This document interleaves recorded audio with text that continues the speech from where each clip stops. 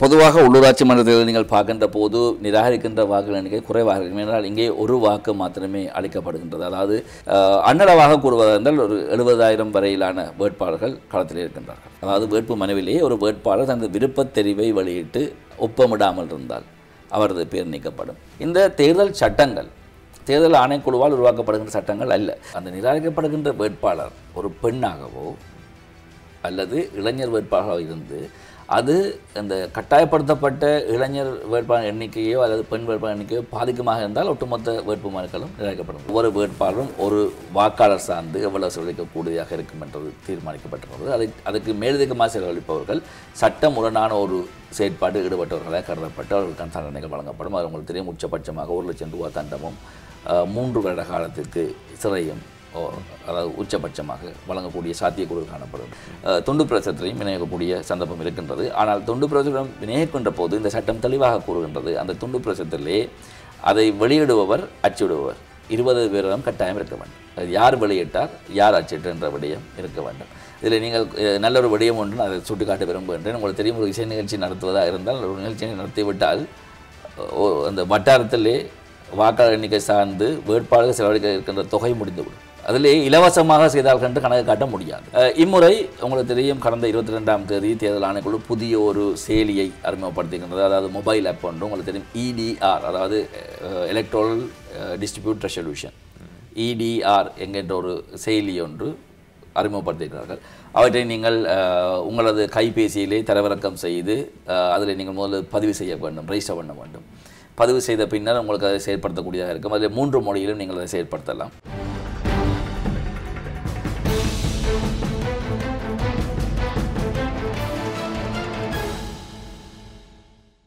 சூரியன் FM நேயர்களுக்கு வணக்கம். மீண்டும் விழுதுகள் நிகழ்ச்சியோடு இணைந்திருக்கிறோம். தற்பொழுது ஒரு தேர்தல் அறிவிக்கப்பட்டு தேர்தலுக்கான ஏற்பாடுகள் அனைத்தும் மும்முரமாக இடம்பெற்று வருகின்றன. வேட்புமனுக்கள் தாக்கல் நிறைவு செய்யப்பட்டிருக்கிறது. தேர்தல் திகதியும் அறிவிக்கப்பட்டிருக்கிறது. இந்த சூழ்நிலையில் இன்றைய தினம் தேர்தல்கள் சம்பந்தமாக தேசிய தேர்தல்கள் ஆணைக்குழுவினுடைய மேலதிக ஆணையாளர் சிவசுப்பிரமணியம் அச்சுதன் அவர்களை அழைத்து முக்கியமான விடயங்களை கலந்துரையாடுவதற்கு தீர்மானித்திருக்கிறோம். வணக்கம். வணக்கம் விக்கி. வணக்கம் சூரியன் FM நேயர்களே. மீண்டும் ஒரு நிகழ்ச்சி ஊடாக தேசிய தேர்தல் ஆணைக்குழு சார்ந்து உங்களை சந்திப்பதில் மகிழ்ச்சி. ஜனாதிபதி தேர்தலுக்கு பிறகு நேரடியாக சந்திக்கிறோம் என்று நினைக்கிறேன். இப்பொழுது உள்ளூராட்சி மன்ற தேர்தலுக்கான ஏற்பாடுகள் இடம்பெற்று வருகின்றன. தேர்தல் திகதியும் அறிவிக்கப்பட்டிருக்கிறது. அதனுடைய ஏற்பாடுகள் எந்த மட்டத்தில் இருக்கின்றன? விக்கி, உங்களுக்கு தெரியும், கடந்த 20ஆம் தேதியுடன் வேட்புமனுக்கள் பொறுப்பேற்கின்ற செயற்பாடுகள் முடிவுறுத்தப்பட்டு தேர்தலுக்கான திகதி மே மாதம் 6ஆம் தேதி அறிவிக்கப்பட்டிருக்கின்றது.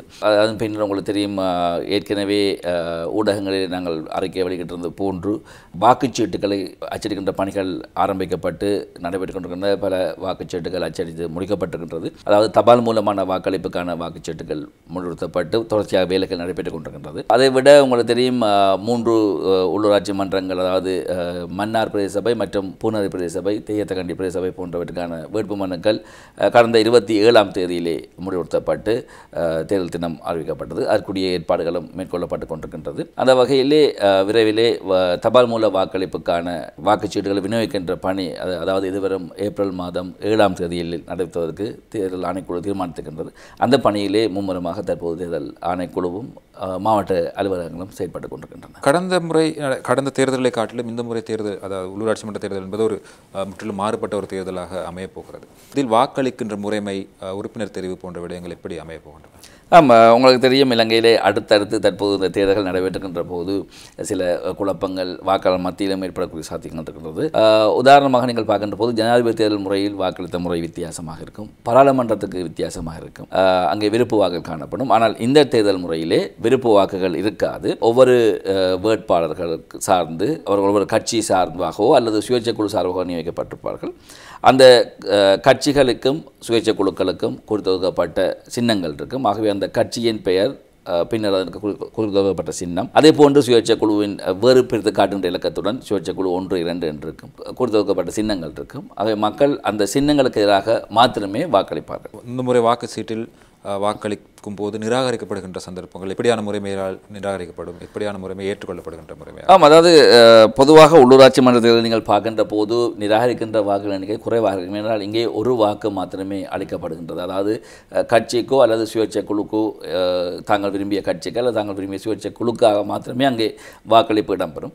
ஆகவே அந்த ஒரு வாக்கு மாத்திரமே வாக்குச்சீட்டிலே இடப்படுவது வழமை. அந்த சந்தர்ப்பத்திலே வாக்குச்சீட்டுகளிலே நிராகரிக்கும் தன்மை குறைவாக இருக்கும்.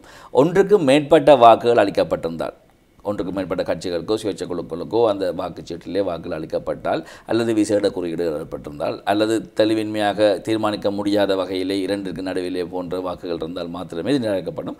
அவ்வாறான சந்தர்ப்பங்கள் மிக மிக குறைவு. ஆகவே நான் பெரும்பாலும் இது நிராகரிக்கின்ற வாக்கு எண்ணிக்கை குறைவாக, மக்கள் தெளிவாக வாக்களிக்கக்கூடிய மிக இலகுவான ஒரு வாக்குச்சீட்டாக இருக்கும். இந்த முறை தேர்தலில் எத்தனை பேர் வேட்பாளர்கள் போட்டியிடுகிறார்கள்? உங்களுக்கு தெரியும், இந்த தேர்தலில் கிட்டத்தட்ட நாங்கள் சரியான எண்ணிக்கை சார்பாக ஒரு உத்தியோகபூர்வ அறிக்கை இன்னும் வெளியிடவில்லை. அன்னளவாக 2900 வரையான வேட்புமனுக்கள் தாக்கல் செய்யப்பட்டன அரசியல் கட்சிகள் மற்றும் சுயேட்சை குழுக்களால். அவற்றிலே 420 வரையான வேட்புமனுக்கள் நிராகரிக்கப்பட்டிருக்கின்றது. அந்த நிராகரிக்கப்பட்ட வேட்புமனுக்கள் சார்ந்து நீதிமன்ற நடவடிக்கைகள் இடம்பெற்றுக் கொண்டிருக்கின்றது. ஆகவே சரியான எண்ணிக்கையை கூற முடியாது. அன்னளவாக கூறுவதால் ஒரு 70,000 வரையிலான வேட்பாளர்கள் களத்தில் இருக்கின்றார்கள். மொத்தமாக எத்தனை உறுப்பினர்கள் தெரிவு செய்யப்படுவார்கள்? இந்த முறை உறுப்பினர் தெரிவு எந்த பொறிமுறையின் அடிப்படையில்? உறுப்பினர் தெரிவு என்று நீங்கள் பார்க்கின்ற போது 2 முறையிலே காணப்படும் உள்ளூராட்சி மன்றங்கள். உங்களுக்கு தெரியும், ஒரு உள்ளூராட்சி மன்றத்தை எடுத்துக்கொண்டால் அங்கே 60% உறுப்பினர்கள், ஒரு மன்றத்திலே 60% உறுப்பினர்கள் வட்டார ரீதியாக நேரடியாக தெரிவு செய்யப்படுபவர்களாகவும், 40% உறுப்பினர்கள் இந்த வாக்குகள் பெற்றுக்கொண்ட சதவீதத்தின் அடிப்படையிலே தெரிவு செய்யப்படுகின்ற உறுப்பினராகவும் காணப்படுவார்கள். அவ்வாறான நிலை காணப்படுகின்ற போது இதில் உங்களுக்கு தெரியும், ஒரு சரியான எண்ணிக்கையான உறுப்பினர் எண்ணிக்கை கூற முடியாது. என்னால் சில சிறிய அளவு தான் மாற்றம், பெரிய அளவு மாற்றம் இருக்கா, சிறிய மாற்றங்கள் இருக்கும். இருந்தாலும் கூட கிட்டத்தட்ட ஒட்டுமொத்தமாக ஒரு 8700 வரையிலான உறுப்பினர்கள் சகல சபைகளுக்கும் தெரிவு செய்யப்படக்கூடிய வாய்ப்புகள் காணப்படுகின்றன. தேர்தலில் கடந்த முறை வேட்புமனு தாக்கலின் போது பல வேட்புமனுக்கள் 420 வேட்புமனுக்கள் வரைக்கும் கட்சிகளுடைய சுயேட்சை குழுக்களுடைய வேட்புமனுக்கள் நிராகரிக்கப்பட்டிருந்ததை காணக்கூடியதாக இருக்கிறது. வழமைக்கு மாறாக தமிழ் மக்கள் அதிகமாக வாழ்கின்ற பிரதேசங்களில் யாழ்ப்பாணம் போன்ற இடத்தில் கூட பல வேட்புமனுக்கள் நிராகரிக்கப்பட்டிருந்த சூழ்நிலை காணப்படுகிறது. முக்கியமாக பிரதானமாக எந்த காரணத்துக்காக இந்த வேட்புமனுக்கள் நிராகரிக்கப்பட்டன, அதாவது அதிகமாக வேட்புமனுக்கள் நிராகரிக்கப்பட்டமைக்கான பிரதான காரணமாக என்ன அமைந்தது? இதில் அதிகமான வேட்புமனுக்கள் என்று கூறுவதை விட வேட்புமனுக்களை நிராகரிப்பதற்கான சட்ட ரீதியான காரணங்கள் உள்ளூராட்சி மன்ற தேர்தல்கள் சட்டத்திலே காணப்படுகின்றது. அந்த சட்டத்தை நாங்கள் பார்க்கின்ற போது 31(1) பிரிவுக்கு கீழே வேட்புமனு முற்றாக நிராகரிப்புக்கான காரணம் கூறப்பட்டிருக்கும். அதிலே அந்த சட்டத்திலே 28வது பிரிவிலே தெளிவாக வேட்புமனுக்களிலே உள்ளடக்க வேண்டிய வேட்பாளர்கள் விகிதங்கள் குறிப்பிடப்பட்டிருக்கும். அதை பார்க்கின்ற போது சரியான வேட்பாளர் எண்ணிக்கை, அதாவது முதலாவது வேட்புமனு பத்திரம், 2வது வேட்புமனு பத்திரம் என்று 2 பத்திரங்களுக்கு கையளிக்க வேண்டும். அந்த 2 பத்திரங்களிலும் இருக்க வேண்டிய வேட்பாளர் எண்ணிக்கை குறிப்பிடப்பட்டிருக்கும். அந்த எண்ணிக்கையான வேட்பாளர் இருக்க வேண்டும். அதாவது ஒவ்வொரு வட்டாரத்துக்கும் போட்டியின்ற வேட்பாளர்கள், பின்னர் மேலதிக பட்டியலில் இருக்க வேண்டிய வேட்பாளர் எண்ணிக்கை காணப்படும். அதிலே முதலாவது வேட்புமனு பத்திரத்தில் இருக்க வேண்டிய பெண் உறுப்பினர்கள் எண்ணிக்கை, 2வது வேட்புமனுவில் காணப்பட வேண்டிய பெண் உறுப்பினர் எண்ணிக்கை, ஒட்டுமொத்தமாக இருக்க வேண்டிய இளைஞர்களின் விகிதம் போன்ற விடயங்கள் சட்டத்திலே குறிப்பிடப்பட்டிருக்கின்றது. அவற்றிற்கு அமைவாக சமர்ப்பிக்கப்படாத வேட்புமனுக்கள் நிராகரிக்கப்படுகின்றன. அதற்கு மேலதிகமாக உங்களுக்கு தெரியும், ஒவ்வொரு வேட்புமனுவிலேயும் அந்த கட்சியின் செயலாளரோ அல்லது சுயேட்சை குழுக்களாக இருந்தால் சுயேட்சை குழுவின் தலைவரோ ஒப்பமிட்டு அதனை ஒரு சமாதான நீதிவான் உறுதிப்படுத்தியிருக்க வேண்டும். அதில் ஏற்படுகின்ற தவறு காரணமாக வேட்புமனுக்கள் நிராகரிக்கப்படுகின்றன. இதற்கு மேலதிகமாக பார்க்கின்ற போது இந்த சட்டத்திலே மாத்திரம்தான் அது இருக்கின்றது. 31(3) பிரிவுக்கு கீழே நீங்கள் பார்க்கின்ற போது வேட்பாளர்கள் மாத்திரம் நிராகரிக்கப்படுகின்ற சந்தர்ப்பம் இங்கே காணப்படுகிறது. அதாவது வேட்பு மனுவிலேயே ஒரு வேட்பாளர் தனது விருப்பத் தெரிவை வெளியிட்டு ஒப்பமிடாமல் இருந்தால் அவரது பேர் நீக்கப்படும். அல்லது 7ஆம் அட்டவணை கீழே சத்தியம் அல்லது உறுதியுரை ஒன்று சமாதான நீதிவானால் உறுதிப்படுத்தப்பட்டு கையளிக்கப்பட வேண்டும். அவ்வாறு கையளிக்க தவறுகின்ற வேட்பாளர் பெயர்கள் நீக்கப்படும். அவ்வாறு நீக்கப்படுகின்ற போது அங்கே இந்த அடிப்படையாக இருக்க வேண்டிய இளைஞர் மற்றும் பெண் வேட்பாளர் எண்ணிக்கையிலே பாதிப்பு இருந்தால் ஒட்டுமொத்த வேட்புமனு நிராகரிக்கிற சந்தர்ப்பம் காணப்படுகிறது. இவ்வாறான காரணங்கள் தான் இந்த வேட்புமனுக்கள் நிராகரிக்கப்பட்டிருக்கின்றது. அதை நீங்கள் கூறியது போன்று குறிப்பாக தமிழ் பகுதி என்றல்ல, நாடு தழுவிய ரீதியிலே அனைத்து பகுதிகளிலும் வேட்புமனு நிராகரிப்பு இடம்பெற்றிருக்கின்றது. நான் கேட்டேன், வளமையை விட அதிகமாக தமிழ் பிரதேசங்களில் குறைவு அந்த நிராகரிக்கப்பட்ட சந்தர்ப்பங்கள் அதிகமாக இருந்தது என்பதை சுட்டி காட்டியிருந்தேன். இந்த நீங்கள் குறிப்பிட்டது போல சில கட்சிகள் தங்களுடைய வேட்புமனுக்களை தாக்கல் செய்யும் போது நிராகரிக்கப்பட்டதற்கான காரணம் ஊடகங்களுக்கு கருத்து வெளியிடும் போது சில கட்சிகளுடைய தலைவர்கள் சிரேஷ்ட உறுப்பினர்கள் கருத்து வெளியிடும் போது குறிப்பிட்டிருந்த ஒரு விடயம், தேர்தல் ஆணைக்குழு தங்களுடைய விதிகள் ஏற்கனவே அறிவிக்கப்பட்டிருந்தாலும் கூட சில புதிய முறைமைகளை சுற்று நிருபங்களூடாக அல்லது கடிதங்களூடாக கட்சிகளுக்கு தெரிவித்திருந்தன. இதில் கிடைக்கப்பெற்ற தாமதங்கள் போன்ற காரணங்களால் தான் தங்களால் அந்த கட்டாயத்தை பூர்த்தி செய்ய முடியாத நிலைமை ஏற்பட்டிருந்தது. குறிப்பாக அந்த இளைஞர்களுடைய உள்ளடக்கம் சம்பந்தமாகவும் அவர்களுடைய வயதை உறுதிப்படுத்துவதற்கான பிறப்புச் சான்றிதழை இணைப்பது சம்பந்தமான ஒரு சிக்கல் சர்ச்சை கூட ஏற்பட்டிருந்தது. இதை சற்று விளக்கமாக சொல்லுங்கள். ஆமாம், இதில் விக்கி ஒரு முக்கியமான விடயம். முதலாவது, எந்த ஒரு நாட்டிலேயுமே வாழக்கூடிய பிரஜை சட்டத்தில் இருக்கும் விடயங்கள் தனக்கு தெரியாது, சட்டம் தெரியாது என்று கூறுவதற்கான சந்தர்ப்பம் இல்லை. ஆகவே இந்த சட்டத்தை நீங்கள் பார்க்கின்ற போது தேர்தல் ஆணைக்குழு சுற்றுவம் ஊடாக புதிய விடயங்கள் எதையுமே அறிமுகப்படுத்தவில்லை.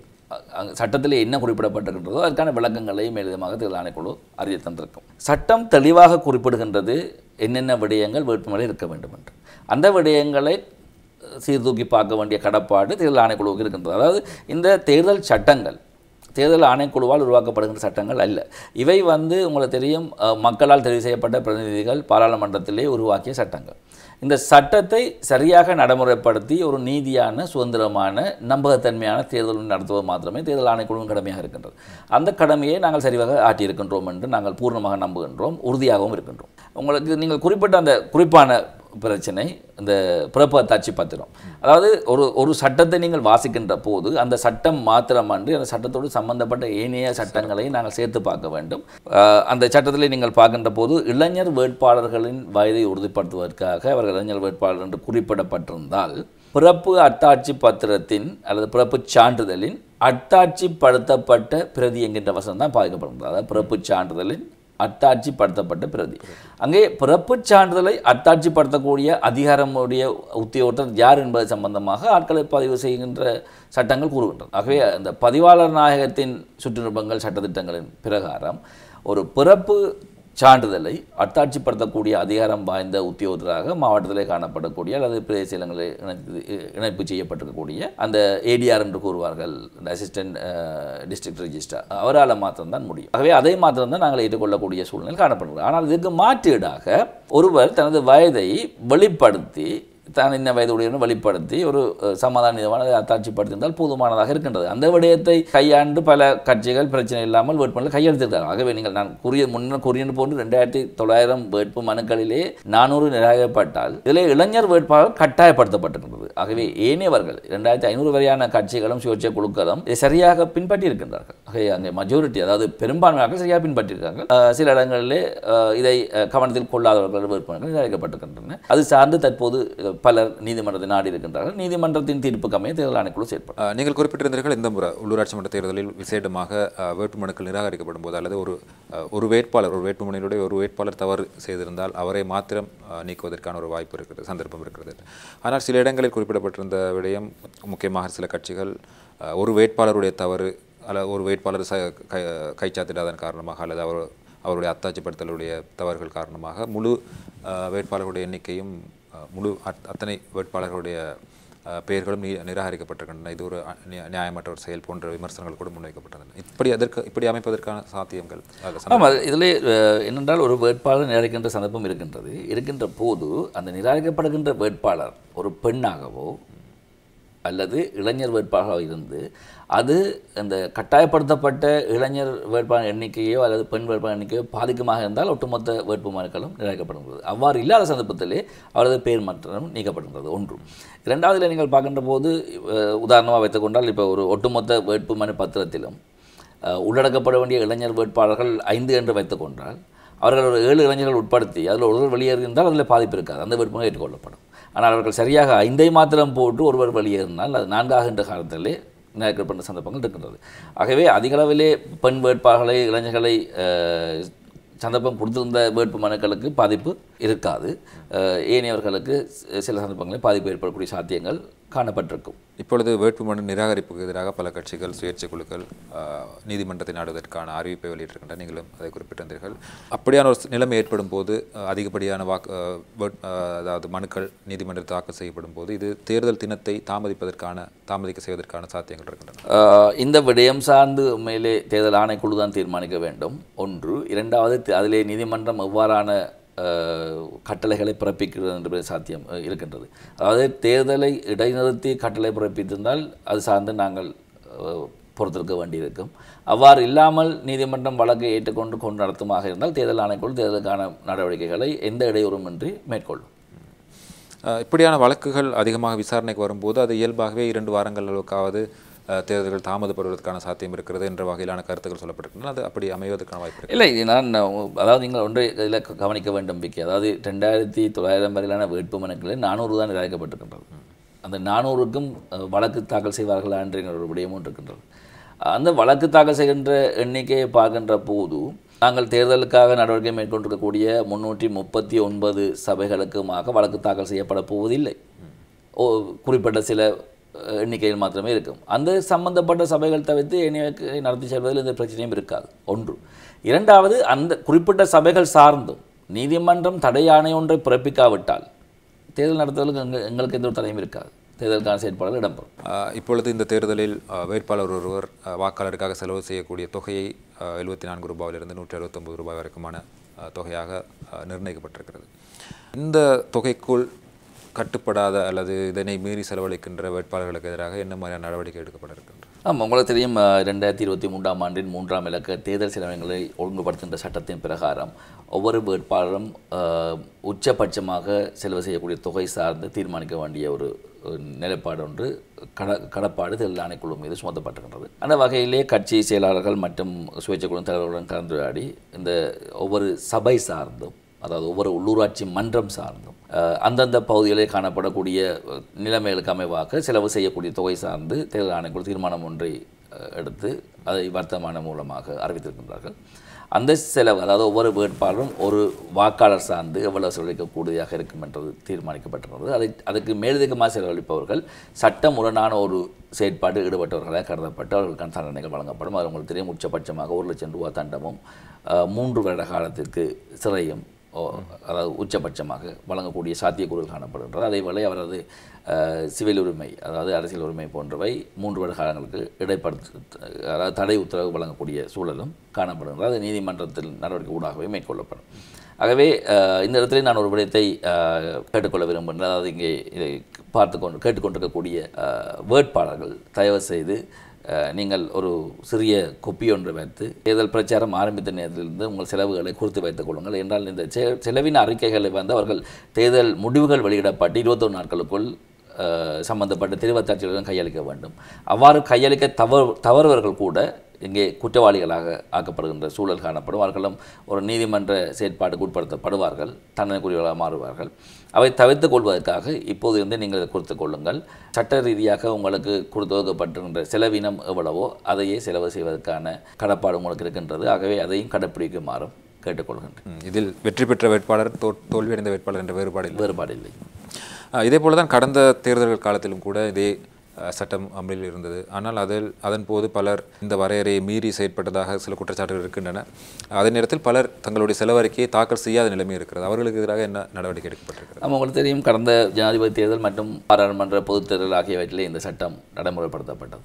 ஆகவே அதில் ஜனாதிபதி தேர்தல் காலத்தில் நான் நினைக்கின்றேன் அதில் சம்பந்தப்பட்ட 13 பேர் செலவின அறிக்கைகளை சமர்ப்பிக்க தவறியிருந்தார்கள். அதுக்கான சட்ட நடவடிக்கைகள் மேற்கொள்ளப்பட்டிருக்கின்றனர். அவர்களுக்கு எதிராக முறைப்பாடுகள் செய்யப்பட்டு தேர்தல் ஆணைக்குழுவினால் அது போலீஸ் திணைக்களத்தால் விசாரிக்கப்பட்டு நீதிமன்ற நடவடிக்கைகள் மேற்கொள்ளப்படுகின்றது. பாராளுமன்ற தேர்தலில் நாங்கள் பார்க்கின்ற போது கிட்டத்தட்ட 8300 வரையான வேட்பாளர்கள் போட்டியிட்டிருந்தார்கள். அதிலே 1200 வரையான வேட்பாளர்கள் தமது செலவின் அறிக்கையை சமர்ப்பிக்கவில்லை. அவர்களுக்கு எதிராகவும் இதே நடைமுறை பின்பற்றப்படுகின்றது. தற்போது விசாரணைகளை போலீஸ் திணைக்களம் முன்னெடுத்துக் கொண்டிருக்கின்றது. அவர்களுக்கான சட்ட நடவடிக்கைகளும் மேற்கொள்ளப்பட்டுக் கொண்டிருக்கின்றன. இந்த நிராகரிக்கப்பட்ட வேட்புமனு சம்பந்தமாக ஒரு கேள்வி இருக்கிறது. சமூக ஊடகங்களில் அண்மை காலமாக ஒரு பல விடயங்கள் வெளியாக இருக்கின்றன. அதன் அடிப்படையில் ஒரு வேட்புமனு நிராகரிக்கப்பட்ட வேட்புமனுடைய பிரதி கூட வெளியிடப்பட்டு ஒரு விடயம் சுட்டிக்காட்டப்பட்டது. யாழ்ப்பாணத்தில் நினைக்கிறேன், ஒரு கட்சி, ஒரு சுயாதீன குழு அல்லது ஒரு கட்சி தன்னுடைய வேட்புமனுவில் இருக்கின்ற அத்தனை வேட்பாளருக்கும் ஒரே நபர் கைச்சாத்திட்ட சந்தர்ப்பம் ஒன்று தெரிய வந்திருக்கிறது. இப்படியான நிலைமைகள் வரும்போது தேர்தல் ஆணைக்குழு என்ன மாதிரியாக செயற்படும்? ஆமாம், உங்களுக்கு நான் கூறிய விடயத்தை மீண்டும் ஞாபகப்படுத்துகின்றேன். தேர்தல் ஆணைக்குழு ஒரு எழுந்தமானமாக அல்லது ஒரு அனுமானத்தின் அடிப்படையிலோ செயற்படுவதில்லை. எமது கடமை சட்டத்தில் என்ன கூறப்பட்டிருக்கின்றோ அவற்றை செய்வது மாத்திரமே. அதாவது 31(1) பிரிவிற்கு கீழேயும் 31(3) பிரிவுக்கு கீழேயும் ஒட்டுமொத்த வேட்புமனு நிராகரித்தல் வேட்பாளர் நிராகரித்தல் என்ற விடயங்களில் கூறப்பட்ட விடயங்களை மாத்திரமே நாங்கள் கணக்கில் எடுக்க முடியும். நீங்கள் கூறுகின்றது போன்று ஒவ்வொரு கையொப்பத்தையும் உறுதிப்படுத்தி பெற்றுக்கொள்வது என்று கூறுகின்ற போது அதே வேட்பாளர் அதே கையெழுத்து பின்னால் அந்த சுயேட்சை குழு தலைவர்களால் அது அவர்களால் இடப்பட்டதாக உறுதிப்படுத்தப்பட்டு கையொப்பமிடப்படுகிறது. அதே ஒரு சமாதான நீதிமன்றம் அல்லது பிரசித்த நொத்தாரிசு அல்லது சத்தியப்பிரமாண அதிகாரி அதை உறுதிப்படுத்துகின்றார். அதற்கு மேலதிகமாக அதே வேட்பாளர்கள் சத்தியம் அல்லது உறுதியுரை என்று கூறக்கூடிய 7ஆம் அட்டவணை, அதாவது அரசியலமைப்பின் 7ஆம் அட்டவணையில் இருக்கக்கூடிய அந்த படிவங்களை ஒப்பமிடுகின்றார்கள். அவர்கள் அந்த ஒப்பந்தத்தையும் ஒரு குறிப்பிட்ட சமாதான நீதிவான் தன் முன்னிலையில் இவர்கள் ஒப்பமிட்டார்கள் என்று உறுதிப்படுத்துகின்றார். ஆகவே இந்த விடயத்துக்கு மேலதிகமாக தேர்தல் ஆணைக்குழு வெற்றி தேடுவதற்கு சாத்தியமில்லை. ஆனால் அவ்வாறாக ஒரு முறைகேடு இடம்பெற்றிருந்தால் அது நீதிமன்ற நடவடிக்கை ஊடாக நான் கூறிய இந்த சம்பந்தப்பட்ட அனைவருக்காக நடவடிக்கை வேண்டிய சூழல் ஒன்று இருக்கும். அது முறைப்பாடாக பதிவு செய்யப்பட்டு சம்பந்தப்பட்டவர்களால் முறைப்பாடாக பதிவு செய்யப்பட்டு போலீஸ் திணைக்களத்தால் மேற்கொள்ளப்பட வேண்டிய நடவடிக்கை. இது யாராக இருந்தாலும் போலீஸ் திணைக்களத்தில் முறைப்பாடு மேற்கொண்டு அடுத்த நடவடிக்கை எடுக்க முடியும். அது போலீஸ் திணைக்களம் சம்பந்தமான நடவடிக்கைகளை மேற்கொள்ளும். அதே போல தான் தற்போது பிரச்சார நடவடிக்கைகள் சம்பந்தமாக ஏனைய தேர்தலுக்கும் இந்த தேர்தலுக்கும் என்ன மாதிரியான வித்தியாசங்கள், என்ன மாதிரியான வசதிகள் இந்த தேர்தலில் பிரச்சார நடவடிக்கைகள் பொறுத்த வரைக்கும் இருக்குது? ஆமாம், இது ஒரு உங்களுக்கு தெரியும், கிராம மட்டத்திலே நகரங்கள் மட்டத்திலே அல்லது அந்த உள்ளூரிலே நடக்கக்கூடிய உள்ளூராட்சி தேர்தல். அதாவது உள்ளூர் மக்கள் தம்மை தாமே ஆள்வதற்காக தமக்காக பிரதிநிதிகள் தெரிவிக்கின்ற ஒரு தேர்தல். குறிப்பிட்ட வட்டாரத்துக்குள் மாத்திரமே பிரச்சாரம் இருக்கும். ஆகவே பெரிய அளவில் செலவு செய்து பெரிய அளவில் மெனக்கிட வேண்டிய ஒரு சூழல் இல்லை. இந்த செலவினங்களை ஒழுங்குபடுத்துகின்ற சட்டம் உருவாக்கப்பட்டதுக்கு ஊடாக இந்த சமபூமி அனைவருக்கும் சம சந்தர்ப்பம் வழங்குகின்ற சந்தர்ப்பம் காணப்படுகின்றது. ஆகவே இங்கே பிரச்சாரம் செய்கின்ற போது உங்களுக்கு தெரியும் ஏனைய சட்டங்கள் காணப்பட்டால் குறிப்பாக பாராளுமன்ற தேர்தல் சட்டத்திலே தெளிவாக குறிப்பிடப்பட்டிருக்கின்றது. ஒரு வேட்பாளர் வீடு வீடாக சென்று அல்லது வேட்பாளரோ அல்லது ஒரு நெருங்கிய குடும்ப உறுப்பினர்களோ வீடு வீடாக சென்று பிரச்சாரம் செய்ய முடியாது என்கின்ற ஒரு விடயம். ஆனால் உள்ளூராட்சி மன்ற தேர்தல்கள் சட்டத்தில் நாங்கள் பார்க்கின்ற போது அந்த விடயங்கள் குறிப்பிடப்படவில்லை. ஆகவே தேர்தல் ஆணைக்குழு தன்னிச்சையாக தீர்மானம் ஒன்று எடுக்கின்றது. அதாவது உங்களை பார்க்கின்ற போது ஏனைய சட்டங்கள் பார்க்கின்ற போது பாராளுமன்ற தேர்தல் சட்டத்துக்கும் இந்த சட்டத்துக்கும் இருக்க வித்தியாசம் பார்க்கின்ற போது ஒன்று உங்களுக்கு தெரியும், பிரச்சார அலுவலகங்களை திறக்கின்ற அனுமதி பாராளுமன்ற தேர்தல் சட்டத்தில் குறிப்பிடப்பட்டிருக்கின்றது. வீடு வீடாக வேட்பாளர்கள் குடும்ப உறுப்பினர் செல்ல முடியாது குறிப்பிடப்பட்டிருக்கிறது. அதே நேரம் 48 மணி நேரங்களுக்குள், அதாவது தேர்தல் தேதியிலிருந்து 48 மணி நேரம் முன்பதாக சைலண்ட் பீரியட்னு சொல்லுவோம், அதாவது பிரச்சாரங்கள் நிறுத்தப்பட வேண்டும் என்று கூறப்பட்டிருக்கும். இந்த 3 விடயங்களும் உள்ளூராட்சி மன்ற தேர்தல் சட்டத்தில் குறிப்பிடப்படவில்லை. ஆகவே தேர்தல் ஆணைக்குழு தனக்கு வழங்கப்பட்டிருக்கின்ற அதிகாரங்களின் அமைய தீர்மானம் ஒன்றை எடுத்து அறிவித்தல் வெளியிட்டிருக்கின்றது. கட்சிகள் சார்ந்தும் சுயேட்சை குழுக்கள் சார்ந்தும் வேட்பாளர்கள் சார்ந்தும் பிரச்சார அலுவலகங்கள் திறப்பதற்கான அனுமதியை நாங்கள் வழங்குகின்றோம். சட்டத்தில் இல்லாவிட்டாலும் கூட தேர்தல் ஆணைக்குழு அதிகாரத்தின் பிரகாரம் அது வழங்கப்படுகின்றது. ஆகவே ஒவ்வொரு வேட்பாளரும் ஒவ்வொரு வட்டாரத்திலும் ஒரு பிரச்சார அலுவலகத்தை திறக்கிறதுக்கு அனுமதியை பெற்றுக்கொள்ளலாம். அது முறையாக அனுமதி பெற்றுக்கொள்ளும் நடைமுறை இருக்கின்றது. அது தேர்தல் ஆணைக்குழுவின் மாவட்ட செயலகங்களில் அதுக்கான படிவங்களை பெற்றுக்கொண்டு அனுமதியை பெற்று திறக்கலாம்.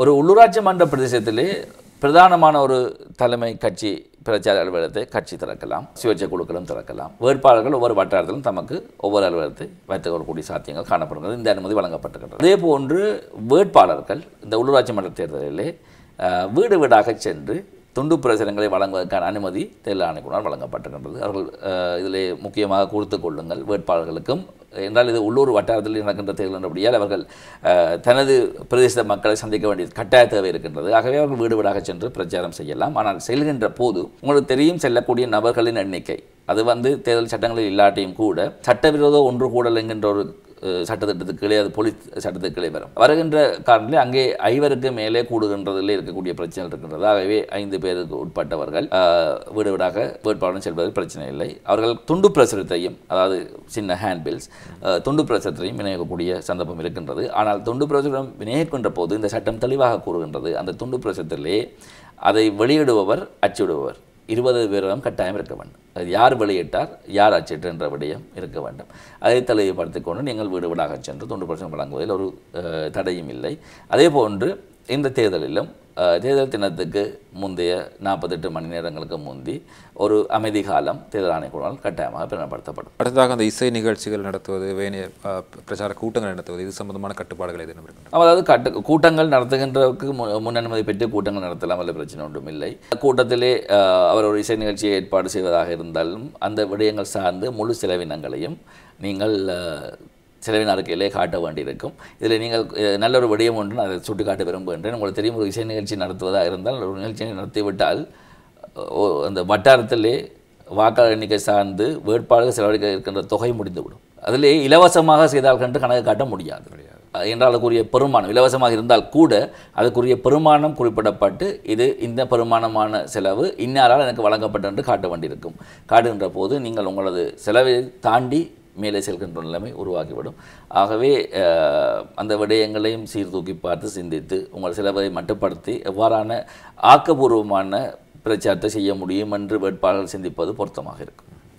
இதில் இந்த சுவரொட்டிகளுக்கு இருக்கின்ற கட்டுப்பாடுகள் என்ன? பொதுவாக தேர்தல் சட்டங்களிலே பதாதைகள் காட்சிப்படுத்தல், சுவரொட்டிகள் ஒட்டுதல் தடை செய்யப்பட்டிருக்கின்றது. இந்த தேர்தல் சட்டத்திலுமே தடை செய்யப்பட்டிருக்கின்றது, செய்ய முடியாது. அதே போல் இந்த வாக்கு எண்ணும் நடவடிக்கைகள் கடந்த தேர்தலை போலவே இந்த முறை அதிகமான வேட்பாளர்கள் இருக்கிறார்கள், அதிகப்படியான வாக்குகள் பிரயோகிக்கப்படும் என்ற எதிர்பார்ப்பு இருக்கிறது. வாக்கு எண்ணும் நடவடிக்கைகள் எப்படி இடம்பெறும், அதில் ஏனைய தேர்தல்களில் இருந்து இதில் என்ன மாற்றங்கள் இருக்கின்றன, அதே நேரத்தில் முடிவு அறிவிக்கின்ற நிலைமை கடந்த காலங்களைப் போலவே ஒரே நாளில் அறிவிக்கப்படுமா அல்லது காலதாமதங்கள் ஏற்படும்? ஆமாம், இந்த உள்ளூராட்சி மன்ற தேர்தலின் முடிவுகள் மிக விரைவாக வரும். ஏனென்றால் இங்கே வாக்கு எண்ணல் நிலைமை ஒரு மாற்றம் இருக்கின்றது. அதாவது உங்களுக்கு தெரியும், பாராளுமன்ற தேர்தல் காலங்களிலே அந்த வாக்குச்சாவடிகளிலிருந்து வாக்குப்பட்டிகள்லாம் ஒரு மத்திய நிலையத்துக்கு எடுத்து வரப்பட்டு அந்த மத்திய நிலையத்திலே வச்சு கணக்கெடுக்கப்படுகின்ற நிலைமை, கட்சி சார்ந்து கணக்கெடுக்கப்படும், சுயாட்சி குழு சார்ந்து கணக்கெடுக்கப்படும். அதன் பின்னர் விருப்பு வாக்குகள் என்ற பணி என்று நீண்ட பணி இருக்கின்றது. இங்கே அந்த ஒரு சந்தர்ப்பம் இல்லை, விருப்பு வாக்குகள் இல்லை, கட்சி சார்ந்த சுயாட்சி குழுக்கள் சார்ந்த வாக்குகளே எண்ணப்படும். அதுவும் உங்களுக்கு தெரியும், அந்த வட்டாரத்துக்கு உள்ளேயே எண்ணப்பட்டுவிடும். அதாவது சிறிய ஒரு வட்டாரத்துக்குள்ளே 2, 3 இல்லாட்டி பல வாக்குச்சாவடிகள் கூடிய சந்தர்ப்பம் இருக்கின்றது. சில இடங்களில் ஒரு வாக்குச்சாவடி மாத்திரம் கூடிய சந்தர்ப்பம் இருக்குது. அது அந்த பகுதியில் காணப்படும் வாக்கு எண்ணிக்கையை பொறுத்தும் மாற்றமடையும். ஒரு வட்டாரத்தில் சில உள்ள ஒரு வாக்குச்சாவடி மாத்திரம் இருக்கும், 2 இருக்கும். கொழும்பு போன்ற பகுதிகளில் 15, 16 வாக்களிப்பு நிலையங்கள் ஒரு வட்டாரம் சந்திருக்கின்ற நிலைமையில் இருக்கின்றது. அவ்வாறான சந்தர்ப்பத்தில் அந்த வட்டாரத்தில் இருக்கக்கூடிய வாக்களிப்பு நிலையங்கிறது வாக்குப்பட்டியல் அந்த வட்டாரத்துக்கு உள்ளே ஒரு மத்திய நிலையத்துக்கு எடுத்து வரப்பட்டு அங்கேயே கணக்கிடப்பட்டு அந்த இடத்திலேயே அந்த வட்டாரத்தில் யார் வெற்றி பெற்றார் என்பதை அதுக்காக நியமிக்கப்பட்ட அதிகாரி அறிவித்து விடுவார். ஆகவே மிக விரைவாக, சாதாரணமாக 4 மணிக்கு தேர்தல் முடிந்தால் நான் நினைக்கின்றேன் ஒரு 8, 9 மணி ஆகும் போது கூறிவிடுவார்கள் யார் வெற்றி பெற்றவர் என்பதை. அது மிக விரைவாக முடியும். அதே போலத்தான் இந்த உறுப்பினர்கள் தெரிவு சம்பந்தமாக ஒரு சின்ன சந்தேகம் இருக்கிறது. கடந்த காலங்களைப் போல கடந்த காலங்களில் ஒரு பெரிய குற்றச்சாட்டு இருந்தது.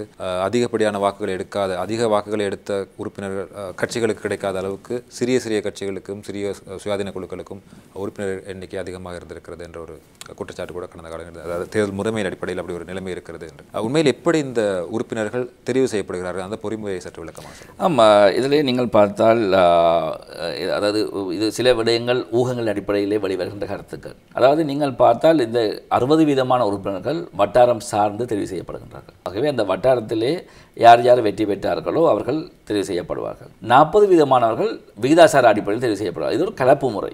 உதாரணமாக நீங்கள் பார்க்கின்ற போது இந்த விகிதாசாரத்திலே வருகின்ற போது ஒவ்வொரு கட்சியும் பெற்றுக்கொண்ட வாக்குகளின் எண்ணிக்கையை வைத்துக்கொண்டு எத்தனை வீதமான வாக்குகள் என்ற அடிப்படையிலேயே அவர்களுக்கான அந்த உறுப்பினர் எண்ணிக்கை தீர்மானிக்கப்படுகின்றது. ஆகவே வட்டாரங்கள் வெற்றி பெற்றவர்களாக இருப்பார்கள். ஏனைய கட்சிகளுக்கு அவர்கள் பெற்றுக்கொண்ட வாக்கின் அடிப்படையிலே இந்த 40% பிரிக்கப்படும். அதை உதாரணமாக நாங்கள் கூறுகின்ற போது விரைவாக கூறுகின்றேன், ஒரு உள்ளூராட்சி மன்றத்துக்கு 20 உறுப்பினர்கள் இருக்கிறார்கள் வைத்துக் கொண்டால் அந்த 20 உறுப்பினர்கள் 60% என்கின்றது. அந்த உள்ளாட்சி மன்றத்தில் 12 வட்டாரங்கள் இருக்கும். 12 வட்டாரங்கள் இருந்தால் 12 உறுப்பினர்கள் இருக்கிறார்கள் என்று வைத்துக் கொண்டோமாக இருந்தால் 40% ஏனைய வீதாசார முறையிலே 8 பேர் இருப்பார்கள். ஆகவே மொத்தமாக 20. உதாரணமாக ஒரு கட்சி அல்லது ஒரு சுயேட்சை குழு அந்த 12 வட்டாரங்களை வென்று விட்டால் அந்த 12 வட்டாரத்துக்குரிய உறுப்பினர்கள் அவர்கள் சென்று விடுவார்கள். தோல்வியுற்ற ஏனையவர்கள் பெற்றுக்கொண்ட அந்த வாக்குகளின் அடிப்படையில், அதாவது ஒவ்வொரு கட்சியும், அதாவது தோல்வியுற்றவர்கள் மற்றும் வெற்றி பெற்ற கட்சி எல்லாரும் பெற்றுக்கொண்ட வாக்குகளின் அடிப்படையிலே நாங்கள் இந்த வீதாசாரத்தை பார்த்து ஏனைய 8 பேரும் எவ்வாறு பிரிவார்கள் என்பதை தீர்மானிக்கின்ற போது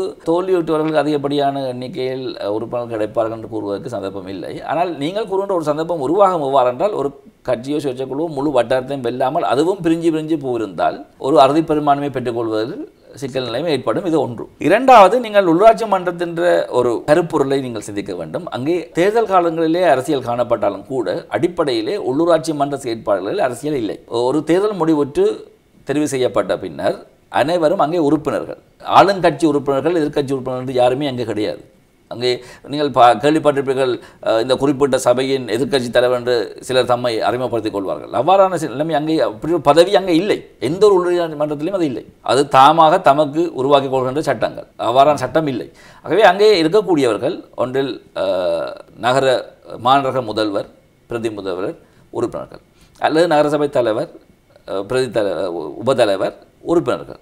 உள்ளூராட்சி மன்றத்தில் பிரதேச சபை எடுத்துக்கொண்டால் தவிசாளர், உதவி தவிசாளர், உறுப்பினர்கள், இவ்வளவு பேர் தான் அங்கே இருக்கிறார்கள். அதை தாண்டி அங்கே எதிர்க்கட்சி தலைவர் அவ்வாறான பதவிகள் எதுவும் கிடையாது, அங்கு வழங்கப்படுவதில்லை. ஆகவே இந்த உள்ளூராட்சியில் இருக்கக்கூடியது அனைத்து உறுப்பினர்களும் பின்னர் தேர்தலின் பின்னர் அவர்கள் அரசியல் சார்ந்து வந்தாலும் கூட உறுப்பினர்களாக சேர்ந்து மக்களுக்கு சேவை செய்வதற்கான ஒரு அமைப்பை அன்றி இது ஒரு அரசியல் அமைப்பு அல்ல. அதே போல் இந்த பிரச்சார நடவடிக்கையின் போது ஒரு சந்தேகம் எழுகிறது. நீங்கள் குறிப்பிட்டிருந்தீர்கள், தேர்தல் கூட்டங்களில் பிரச்சார கூட்டங்கள் நடத்தும் போது அதற்கான உரிய அனுமதி காவல்துறையிலோ இடங்களில் பெற்றிருக்க வேண்டும். நீங்கள் வீடு வீடாக சென்று பிரச்சாரம் செய்வதற்கான அனுமதி இருக்கின்ற சூழ்நிலையில் ஒரு 5 பேர் கொண்ட ஒரு குழு வீடு வீடாக சென்று பிரச்சாரத்தை நடத்துவதற்கு ஒரு ஊருக்கு செல்லுமாக இருந்தால், ஒரு கிராமத்துக்கு செல்லுமாக இருந்தால், சில சந்தர்ப்பங்களில் திட்டமிடப்படாத வகையில் பலர் ஒன்று கூடியிருக்கக்கூடும். அந்த இடத்தில் ஒரே இடத்தில் தோட்டப்புறங்களை எடுத்துக்கொண்டால் ஒரு லயன் அறை என்று வைத்துக்கொள்வோம். அங்கே ஒரு 10-20 வீடுகள் அடுத்தடுத்து இருக்கின்ற சந்தர்ப்பங்கள் அவர்களை அனைவருமே ஒரு இடத்தில் குழுமி ஒரு கூட்டத்தை நடத்துவதற்கான வாய்ப்பு கூட இருக்கிறது. திட்டமிடப்படாத ஒரு கூட்டமாக இருக்கிறது. ஒரு பக்கம் சட்ட ரீதியாக பார்த்தால் இது சட்டவிரோத ஒன்று கூடலாக கூட கணிப்பதற்கான வாய்ப்புகள் இருக்கிறது. இது என்ன மாதிரியாக சட்ட ரீதியாக வரையறும்? இதிலே சட்ட ரீதியான விடயங்களிலே சட்டவிரோதமான ஒன்று கூடல் என்றதுக்குள்ள இது முழுக்க போலீஸ் திணைக்களத்தோடு சம்பந்தப்பட்ட விடயம். இப்போ தேர்தல் ஆணைக்குழு இதிலே ஒருபோதும் தலையிடாது. போலீஸ் திணைக்களம் அதை கையாளும்.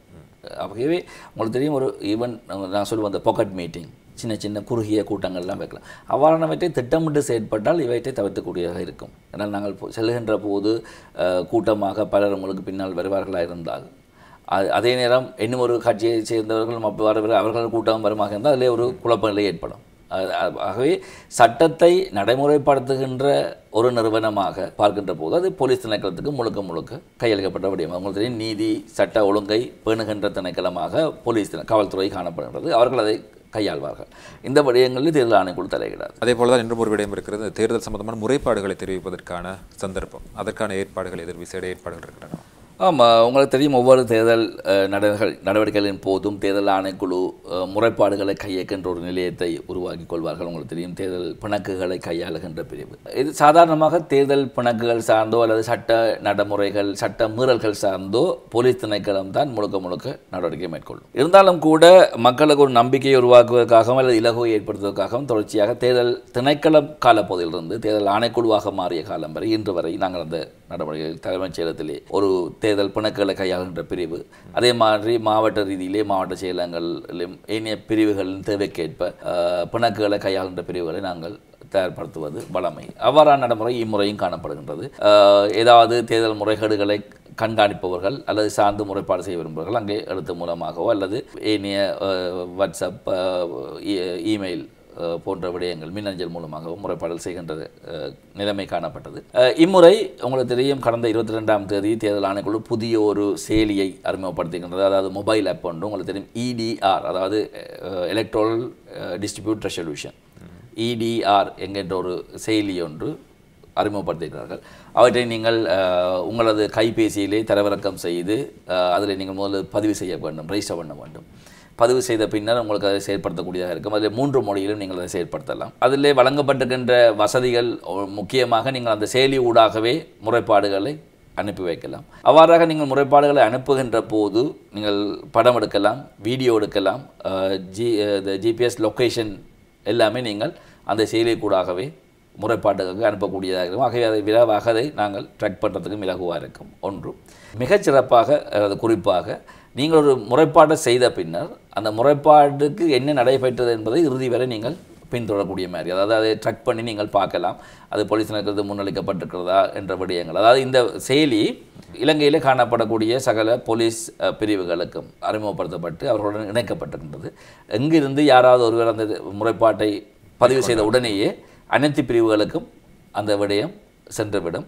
சம்பந்தப்பட்ட போலீஸ் பிரிவு உடனடியாக நடவடிக்கை மேற்கொள்ளக்கூடிய நிலைமை ஒன்று தேர்தல் ஆணைக்குழுவினால் அறிமுகப்படுத்தப்பட்டிருக்கின்றது. இம்முறை தான் நாங்கள் அதை பயன்படுத்த ஆரம்பித்திருக்கின்றோம். பின்னர் போலீஸ் திணைக்களத்தால் மேற்கொள்ளப்பட்ட நடவடிக்கைகள், நீதிமன்ற நடவடிக்கைகள், நீதிமன்ற வழக்கு முடிவெடுக்கும் வரைக்கும் நீங்கள் அந்த செயலிலே பின்பற்றக்கூடியதாக பின்தொடர்ந்து பார்க்கக்கூடியதாக இருக்கும். நிகழ்ச்சி நிறைவு செய்யும் நேரம் இருக்கிறது. இறுதியாக ஒரு கேள்வியை கேட்டுக்கொள்கிறேன். இந்த வாக்குச்சீட்டுகளை அச்சிடும் நடவடிக்கைகள் ஆரம்பிக்கப்பட்டிருப்பதாக சொல்லியிருந்தீர்கள். அனைத்து பிரதேசங்களுக்குமான அனைத்து சபைகளுக்குமான வாக்குச்சீட்டுகளும் நிர்ணயிக்கப்பட்டிருக்கிறதா? அது கடந்த காலங்களில் எந்த பிரதேச சபைக்கான அல்லது எந்த இடத்தில் வாக்குச்சீட்டு நீளமாக இருக்கிறது, இதில் நீளம் குறைந்ததாக இருக்கிறது போன்ற விவரங்கள் முன்கூட்டியே வெளியிடப்பட்டிருக்கு. இந்த முறை எப்படி இருக்கிறது? ஏற்கனவே அனைத்து வாக்குச்சீட்டுகளும் தீர்மானிக்கப்பட்டு விட்டன. அந்த வகையிலே எனக்கு தெரிந்த தகவலின் பிரகாரம் பல இடங்களிலே 3 கட்சிகள் அல்லது சுயேட்சை குழுக்கள் மாத்திரம் இருக்கக்கூடிய சூழலில் மிகச்சிறிய 6 அங்குலம் வரையான வாக்குச்சீட்டுகளும் இருக்கின்றன. சில இடங்களிலே நீளமாக 18 அங்குலம் வரையான வாக்குச்சீட்டுகளும் காணப்படுகின்றன. மிக்க நன்றி அச்சுதன் அவர்களே. எமது கலையத்துக்கு வந்து முக்கியமான பல தகவல்களை வழங்கியிருந்தீர்கள். மிகவும் நன்றிகள். வணக்கம் விக்கி. முக்கியமாக இந்த சந்தர்ப்பத்திலே நான் நினைக்கின்றேன், தமிழ் பேசும் மக்களுக்காக நாங்கள் இந்த விடயங்களை கூறுவதற்கான சந்தர்ப்பம். அதாவது உங்களுக்கு தெரியும், குறிப்பாக வேட்பாளர்கள் இப்போதுதான் பிரச்சாரம் ஆரம்பித்திருக்கின்றது. காணப்படக்கூடிய மயக்கங்கள், வீடு வீடாக செல்ல முடியுமா முடியாதா போன்ற விடயங்கள் முக்கியம். அது எல்லாத்துக்கும் மேலாக உங்களுக்கு செலவினங்களை நீங்கள் கட்டுப்படுத்தி அதை பின்பற்றி ஒழுகி அந்த வகையிலேயே உரிய முறையிலே அந்த அறிக்கைகளையும் நீங்கள் மீண்டும் தேர்தல் முடிந்தவுடன் கையெழுத்து சட்ட ரீதியான பிரச்சனைகளுக்கு முகம் கொடுக்க அளிப்பதற்கான தகவல்கள் போன்றவற்றை எனக்கு வழங்குவதற்கான சந்தர்ப்பம் ஒன்று இந்த கலந்துரையாடல் மூலம் கிடைத்தது. நான் நினைக்கிறது பயனுள்ள ஒரு தகவல் நாங்கள் வேட்பாளர்களும் பொதுமக்களும் வழங்க கிடைத்ததாக நம்புகின்றேன். அந்த சந்தர்ப்பத்துக்கும் நன்றி கூறி தேர்தல் ஆணைக்குழு சார்பாக ஒரு சுதந்திரமான, நீதியான, அமைதியான, நம்பகத்தன்மையான ஒரு தேர்தல் நடத்துவதற்கு அனைவரது ஒத்துழைப்பையும் வேண்டி விடைபெறுகிறேன். நன்றி, வணக்கம். நன்றி நேயர்களே. இத்துடன் நிகழ்ச்சி நிறைவு செய்வோம். மீண்டும் அடுத்த வாரம் இன்னும் ஒரு முக்கிய அதிதியுடன் சந்திப்போம். அதுவரைக்கும் நிகழ்ச்சி தயாரிப்பாளர் ராகுலுடன் விடைபெற்று செல்லும் நான் பரமேஸ்வரன் விக்னேஸ்வரன். வணக்கம்.